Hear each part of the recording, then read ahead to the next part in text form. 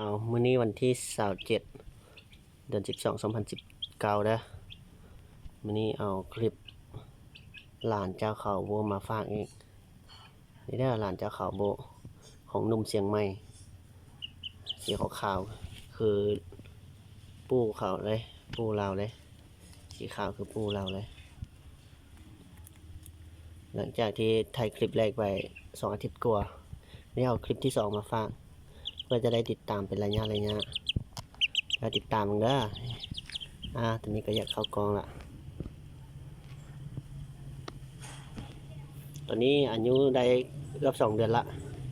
เริ่มมีคนเริ่มเป็นไก่ใหญ่ละ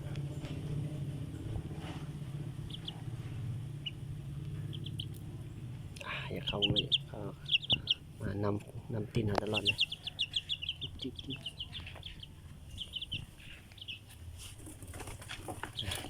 ลีลา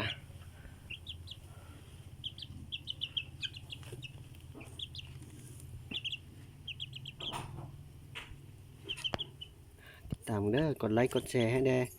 จะได้ติดตามตลอดเนาะติดตามเบิ่งว่าใหญ่มาสิเก่งบ่